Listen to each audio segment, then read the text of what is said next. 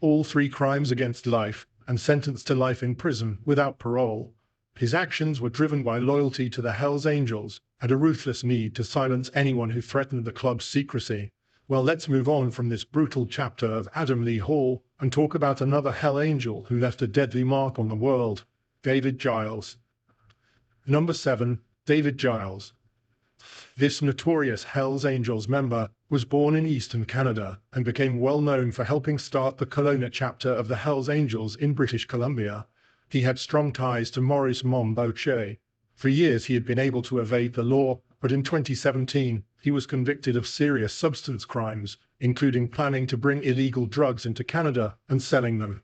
He was caught in a secret police operation that took him from Kelowna to Panama. Giles was one of 5 men on trial after an undercover RCMP sting in 2012. Police officers pretended to be members of a South American drug cartel and met with Giles in Vancouver, Panama City, and other locations. During these meetings, Giles told them he was struggling financially after fighting previous charges and was trying to recover. Eventually, Giles and another man handed over $4 million in exchange for what they believed to be 500 kilograms of cocaine. However, most of the drugs were fake, only 1 kilogram was real, and it contained a tracking device.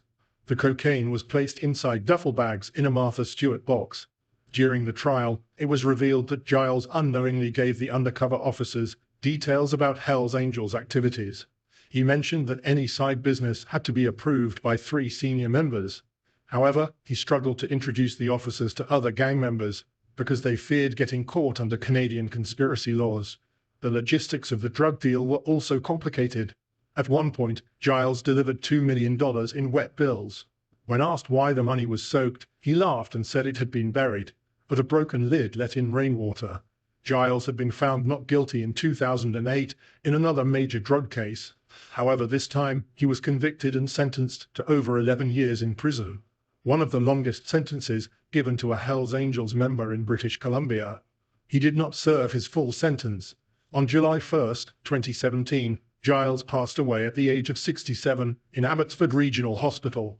The cause of his death was never made public. Next up is a man whose criminal empire within the club shattered lives and pushed the limits of violence. What drove him to commit such heinous acts? Let's uncover the chilling truth about this man. Number 6. Diamond Dan. Daniel Diamond Dan Byfield was once a feared and powerful figure in the world of outlaw motorcycle clubs. Born and raised in the rough streets of New Jersey, he was drawn to crime and rebellion from an early age. This path led him to the Hells Angels Motorcycle Club, where he climbed the ranks to become a leader. Byfield had a long history of crime, including trafficking and violent offenses. As a high-ranking member and former president of the New Jersey chapter, he played a key role in expanding the club's influence.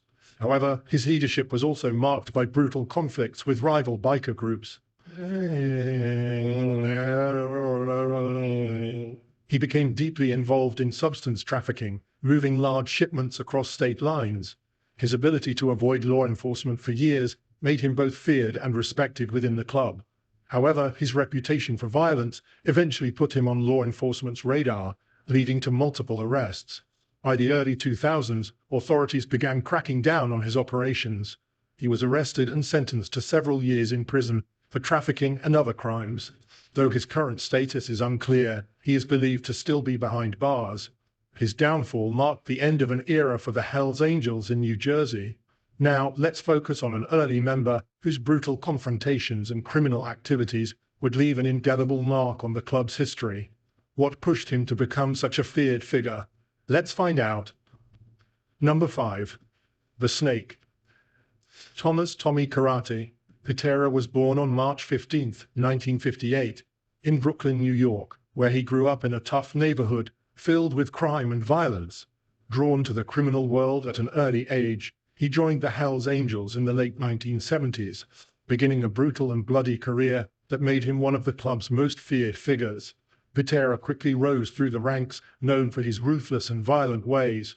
He dealt harshly with rival gangs and never hesitated to use extreme force to protect the club's interests. His most infamous crimes were a series of cold-blooded hits, many carried out with chilling precision. He was feared for his brutality, often dismembering his victims to send a message. He was eventually nicknamed the Snake, thanks to his calculated and merciless nature. During the 1980s and 1990s, Patera became deeply involved in trafficking and smuggling illicit drugs into the US. He worked closely with the Gambino crime family, making millions for the Hells Angels and strengthening his influence within the club. His reign of terror ended in 1992, when federal agents arrested him. Convicted for taking multiple lives, trafficking illicit crimes, and other serious crimes, he was sentenced to life in prison without parole in 1994. Despite his imprisonment, Patera's name remains infamous in the world of organized crime. Now, the next name on our list shows how far someone can go in the world of violence when driven by personal vendettas, ready to dive into the chilling tale of his infamous crime. All right, it's time for our subscriber pick. Looking at this image, you might be wondering, are the Hells Angels still around? The answer is yes, they haven't disappeared. In fact, some members have recently made headlines, facing serious criminal charges in court. The law might be closing in, but that doesn't mean they've backed down. If you take a good look at them, tattoos, tough expressions, you can tell they've been through a lot, and they're not sorry for it. But here's the real question. Are they still the same dangerous outlaw gang they used to be?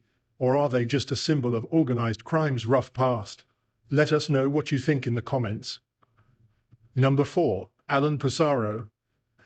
Alan Pissarro will always be remembered for one of the most shocking moments in Hells Angels history. A member of the San Francisco chapter, his name is tied to a brutal event, taking the life of Meredith Hunter at the Altamont Free concert in 1969. The concert, headlined by the Rolling Stones, was meant to be a celebration of music and peace, but chaos took over when the Hells Angels were hired as security. In front of thousands of people, Pissarro fatally wounded Hunter, who was allegedly holding a gun. The attack became one of the most infamous acts of violence linked to the Hells Angels. Despite the clear evidence, Pissarro was found not guilty of this crime in 1971. The court ruled that he acted in self-defense, believing Hunter was a threat. But even though he avoided prison, his reputation was forever tied to the event. His actions that day showed the extreme violence the Hells Angels were willing to use to protect their club. After the incident, he stayed with the Hells Angels for a while, but little is known about Pissarro's later years.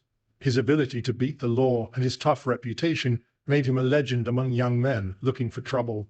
Many saw him as proof that the gang was untouchable, and some wanted to follow in his footsteps. Among those who joined then is the next person on our list, and not only did he become a member, he climbed the ranks, earned respect, and became one of the gang's most feared leaders. Number 3. Jethro.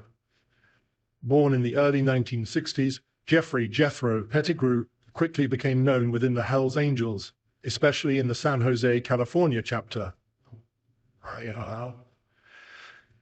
Before joining the club, Pettigrew had a long history of trouble with the law, but his crimes grew worse once he became a member of the Hells Angels. He got involved in illegal activities like substance trafficking, violent assaults, and racketeering. Pettigrew became a feared enforcer, helping to control the club's territory and operations. His violent behavior earned him a bad reputation, not only among rival gangs, but also in the criminal world in California. His most infamous moment came in 2011, during a violent encounter with a Mongols motorcycle club member at a Nevada casino. Pettigrew, reportedly armed with a gun, shot and took out a Mongols member, sparking a deadly rivalry between the two clubs. Sadly, Pettigrew's life ended in September 2011 when he was shot outside a casino in Sparks, Nevada. It was believed to be revenge for the earlier killing, escalating the feud between the Hells Angels and Mongols. Pettigrew's death ended his violent reign, but his actions remain a dark part of the Hells Angels' history. Since the beginning of our list, we've focused on the loud, violent, and ruthless members who made their mark through chaos. But what about a member who kept a relatively low profile, yet wielded just as much power and influence? Number 2. George Christie. George Christie is a name closely tied to the Hells Angels, known for both his leadership and his role in some of the club's darkest moments. Born on March 26, 1947 in California, Christie grew up with a rebellious spirit and a strong attraction to outlaw motorcycle gangs. In 1971, he joined the Hells Angels' Venice, California chapter. I never went to war as a Marine. I went to war here in Southern California as a Hells Angel. starting his long and controversial career within the club. By the 1980s, Christie had risen to become the president of the Ventura, California chapter. This important position made him a well-known figure in the club. Christie's leadership was marked by his loyalty to the Hells Angels and his harsh methods of protecting the club's interests. He played a key role in the club's growth and its illegal activities, like trafficking, violence, and arms smuggling. His time as president saw growing conflicts with rival gangs, such as the Mongols and the Outlaws, often leading to violent clashes. But his time with the Hells Angels wasn't just about crime. It was also about the brotherhood and the code of silence that the club followed. Christie was a charismatic leader, skilled at keeping order within the club, even as they faced more attention from law enforcement and the media. Although Christie wasn't directly involved in much violence, his leadership and connections were powerful. In the early 2010s, after more than 40 years with the Hells Angels, George Christie left the club. His departure stirred some controversy, but he later shared his story through interviews and his book Exile on Front Street. Since leaving the Hells Angels, Christie has focused on public speaking and writing, giving a rare insight into the world of outlaw bikers. Now let's end our list as we focus on the life of yet another infamous member whose story shook the Hells Angels to its core. Number 1. Sonny. Ralph Sonny. Radke's early life remains mostly unknown, but his violent criminal career soon made him well known. He joined the Hells Angels in the late 1960s, and his rise in the gang was driven by his ruthless behavior and strong belief in the club's violent code. Radke's criminal activities were many, including trafficking, extortion, assault, and even taking people's lives. He played a key role in expanding the Hells Angels, especially in controlling their territory and running illegal operations. Throughout his time with the club, Radke became known as one of the most violent and unpredictable members. His brutality wasn't just for survival, it was a way to show power and keep the club strong against rival gangs, law enforcement, and the public. One of the main events that cemented Radke's infamy was his role in the 1980s drug trade.